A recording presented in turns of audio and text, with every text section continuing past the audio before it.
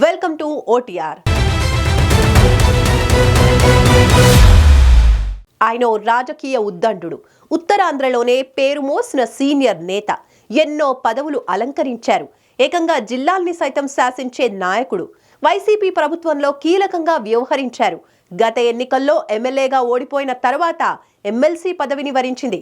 అలాంటి వ్యక్తి ఇప్పుడు ఉత్తరాంధ్రపై పట్టు సాధించారా లేదా తెలుసుకోవాలంటే లెట్స్ వాచ్ ద స్టోరీ.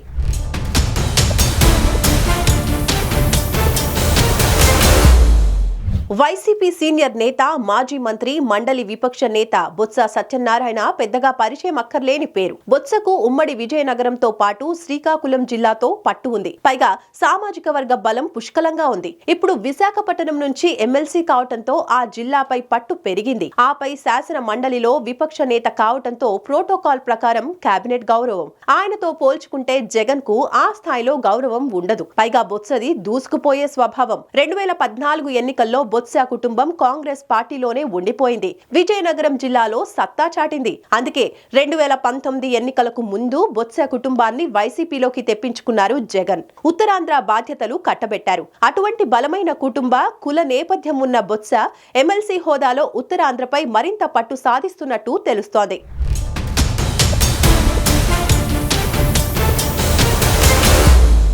ఉత్తరాంధ్రలో కీలక నాయకుడైన రాష్ట్ర మంత్రి బొత్సకు విశాఖ నగరంలో కూడా గట్టి పట్టే ఉంది. ఎమ్మెల్సీ బొత్స 30 ఏళ్లలో ఎన్నో పదవులు అధిష్ఠించారు. రాష్ట్ర రాజకీయాల్లో చక్రం తిప్పారు. ఎంపీ, ఎమ్మెల్యే, మంత్రి, ఒకానొక దశలో సీఎం పదవికి పోటీ పడ్డారు. దాదాపు 3 దశాబ్దాల రాజకీయ ప్రయాణంలో ఉత్తరాంధ్రలో తనకంటూ ఓ పొలిటికల్ సామ్రాజ్యాన్నే స్థాపించారు. కానీ గత అసెంబ్లీ ఎన్నికల్లో ఘోర పరాజయం తర్వాత విశాఖ ఎమ్మెల్సీ రూపంలో బొత్సకు కాస్త ఉపశమనం దక్కింది. వాస్తవానికి తెలుగుదేశం పార్టీకి కంచుకోట వంటి ఉత్తరాంధ్రలో బొత్స ప్రభావం మొదలయ్యాక ఆ కంచుకోటకు నెమ్మదిగా బీటలు వారాయి. వైసీపీలో అగ్రశ్రేణి నాయకుడైన బొత్సకు కీలక బాధ్యతలు కూడా పార్టీ అధిష్టానం అప్పగించడంతో మరింత ప్రాధాన్యత పెరిగింది. బొత్సకు రాజకీయ చాణక్యం, వ్యూహాలు, రాజకీయ చాతుర్యం ఎక్కువే. ఉమ్మడి రాష్ట్రంలో PCC అధ్యక్షుడిగా రాష్ట్ర విభజన వంటి అంశాలను చకచక డీల్ చేసిన బొత్స సేవలను ఎంత సమర్థంగా వాడుకోగలిగితే పార్టీకి అంత ప్రయోజనం ఉంటుందని వైసీపీలో చర్చ జరుగుతోంది.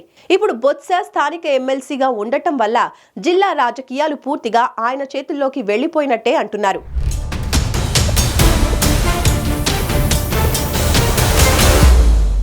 ఈ పరిస్థితుల్లో ఉత్తరాంధ్రలో ఆయనకు పూర్తి పవర్స్ ఇస్తే వచ్చే ఎన్నికలకు పార్టీ పుంజుకోవడం ఖాయమని వైసీపీ వర్గాల్లో చర్చ జరుగుతోంది. అయితే ఇది నాణానికి ఒకవైపు మాత్రమే.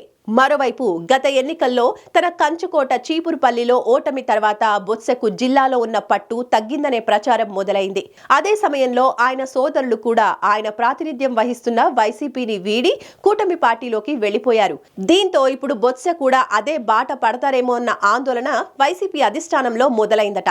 ఇందులో భాగంగానే ఆయనకు ఎమ్మెల్సీ పదవి ఇచ్చి మండలిలో విపక్ష నేతను కూడా చేశారని చెబుతున్నారు. అలాగే ప్రస్తుత అసెంబ్లీ సమావేశాల్లో సైతం పెద్దిరెడ్డి వంటి సీనియర్ కంటే బొత్సకే వైసీపీ ఎక్కువ ప్రాధాన్యత ఇస్తుందని చెబుతున్నారు. ఇదంతా క్షేత్రస్థాయిలో బొత్స ప్రభావాన్ని కాపాడటమే అనే మరో చర్చ కూడా నడుస్తోంది. ఎంత సీనియర్ అయినా మంత్రి, ఎంపీ పదవులు నిర్వహించినా గతంలో రాష్ట్ర విభజన సమయంలో ఓసారి, ఇప్పుడు గత ఎన్నికల్లో మరోసారి ఓడిపోవడం బొత్సకు మైనస్ గా మారిందంటున్నారు. దీంతో క్షేత్రస్థాయిలో వైసీపీ క్యాడర్ ను కాపాడుకోవాలన్నా, ఉత్తరాంధ్రలో భవిష్యత్ రాజకీయాలు చేయాలన్నా బొత్స అవసరం వైసీపీకి చాలా ఉందంటున్నారు.